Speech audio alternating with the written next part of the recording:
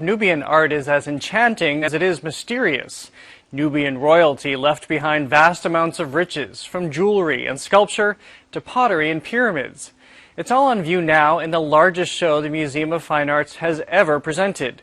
It's fitting because the MFA literally began digging into the ancient culture more than 100 years ago.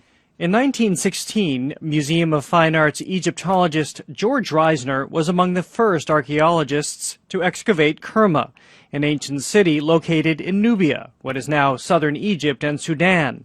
What he discovered was a treasure trove left by Nubians. What they give us is an early lesson, which is to be agents of ourselves and to realize ourselves through art, culture, politics, through the expressive means. What Reisner and the MFA team gathered over the next 20 years of excavation became the largest collection of Nubian artifacts outside the region. He literally invented the method of archaeological documentation. His meticulous photography, 40,000 glass negatives, and thanks to that we can reconstruct what he did. Rita Fried is the curator of Ancient Nubia Now, which offers more than 3,000 years worth of Nubian artifacts. What we're trying to do is to show you just how remarkable these objects are, how sophisticated they are, how advanced the technology was.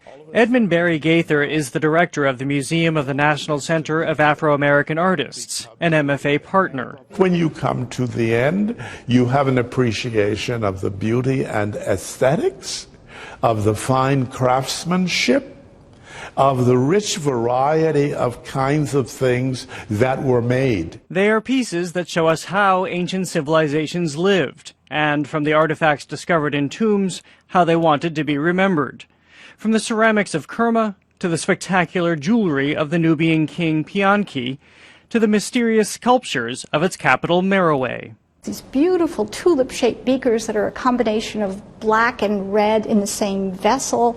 There's a statue that's about 5 feet tall, a beautiful example of a Nubian king perfectly clothed and adorned with his cap crown. We have beautiful necklaces, large-scale inlays from temple walls. It's really amazing to us how they did it, because it would be hard to reproduce that today. But what's just as fascinating about these objects is what we don't know about them. We only wish that the Nubians had left information in their own words for us, as the Egyptians did.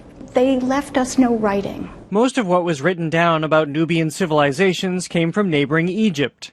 Today, the MFA acknowledges that archaeologists, including Reisner, looked at Nubia with racial prejudice. When he saw the amazing material that came out of these sites, he concluded at Kerma, for example, that this material was too good to have been made by black Africans. It must be Egyptian. One of the goals of the exhibition, Fried says, is not only to highlight the treasures, but also to set the record straight on Nubia's place in history. You see a progression of the development of the different styles that we identify as Nubian. In some cases, they're very similar to Egyptian. They take what they want and mold it in their own way. What an exhibition like this does is it provides well-defined historical brick in a wall that is itself much bigger. Edmund Barry Gaither also says the exhibition feels like a family reunion. It is, at a personal level, a little bit like visiting how you imagine your great-great-great-great-great-grandfathers and mothers. At another level, it's to enter a story of another of the great adventures in the human enterprise of civilization. Here, the MFA distances itself from the racist narrative of its forebears.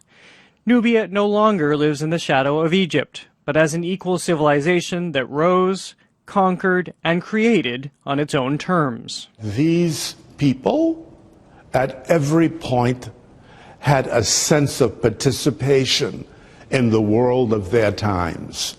They were not victims, they were not bystanders. They had interest, and they acted to realize those interests.